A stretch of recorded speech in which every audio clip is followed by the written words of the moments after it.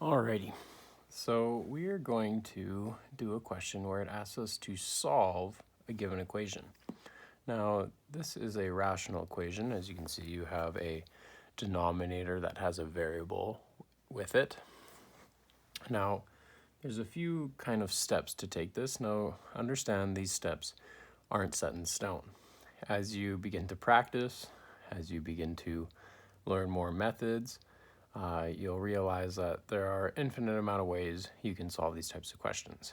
Now, when you first start learning these types of questions, it's often good to kind of take the same steps just to get used to it. Now, there's a few steps to take. The first is you want to get all your denominators simplified and factorized. In this case, they're already factorized, x plus 6. You can't really break that down any further, and it's the only denominator there. Something to note is you can see 4 minus x over 1, so 4 minus x is equal to 4 minus x over 1. That's just something kind of to note going forward. Now, since we've already kind of simplified all the denominators, now we move on to just making sure we know our non-permissible values of the original equation.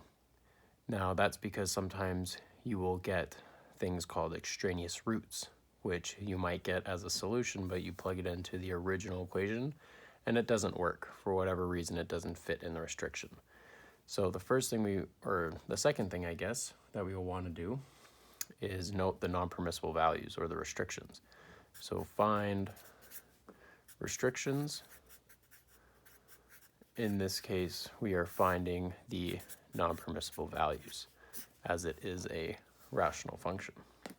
So remember, you can never divide by 0.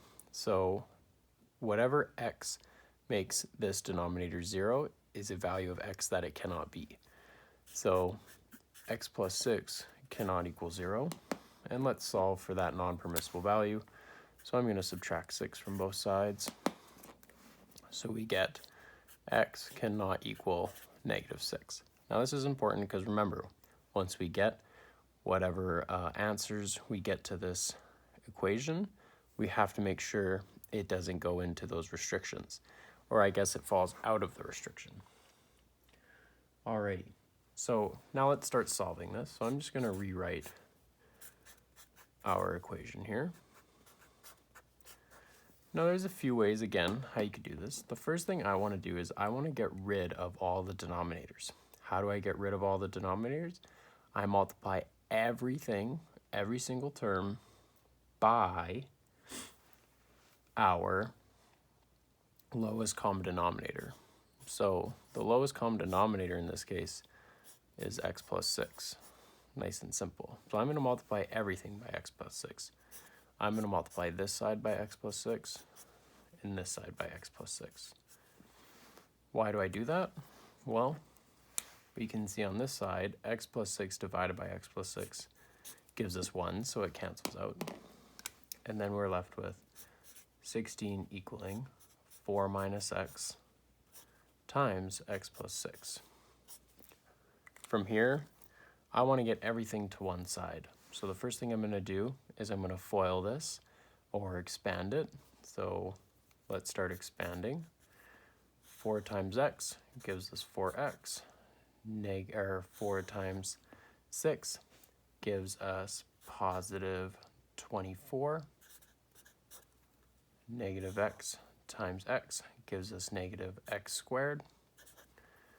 Negative x times 6 gives us negative 6x.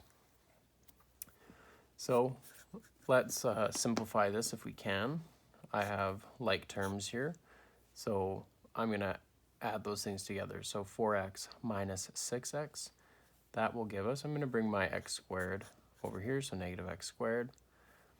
4x minus 6x gives us negative 2x plus 24.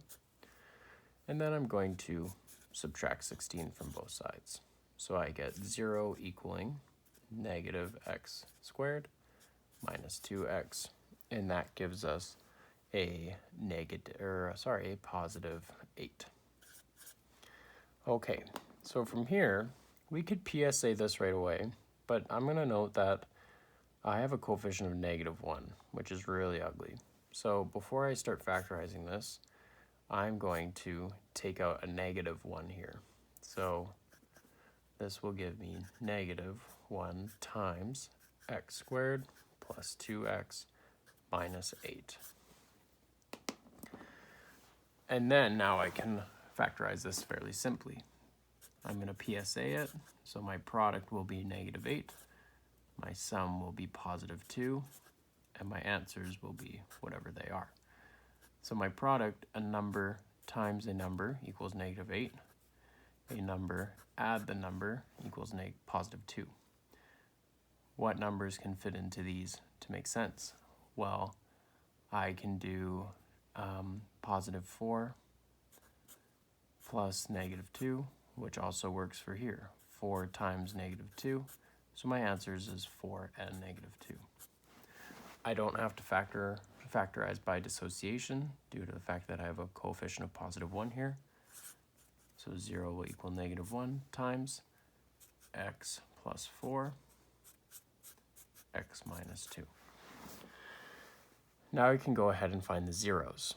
Algebraically, the way I do this is I figure out what x value makes this term 0, because if this term is 0, everything becomes 0. What x value makes this term 0, because if this term is 0, everything is 0. So one is x plus 4 equal to 0, one is x minus 2 equal to 0, and we can solve for those. So x minus 2, I'm going to add 2 to both sides, x equals 2. I'm going to subtract 4 from both sides, x equals -4.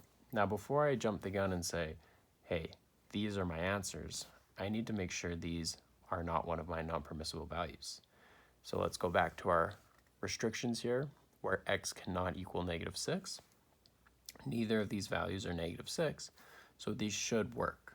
I'm going to circle them because I'm happy and satisfied, and of course, we could verify the solution.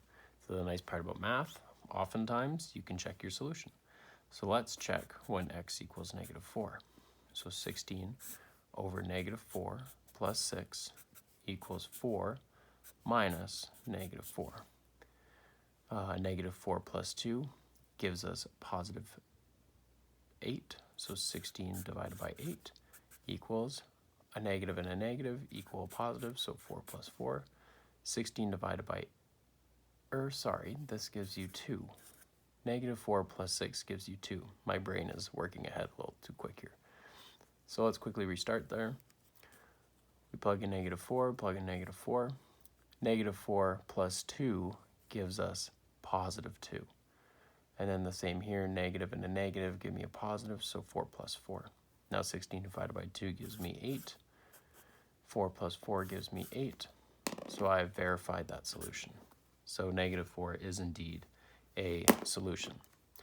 Now let's just check when x equals 2. So 16 over 2 plus 6 equals 4 minus 2. So 16 divided by 2 plus 6. 2 plus 6 gives us 8. 4 minus 2 gives us a +2. 16 divided by 8 gives us 2. So I have verified my solution. So indeed, x equals -4 and x equals 2 are solutions to our rational equation that is above.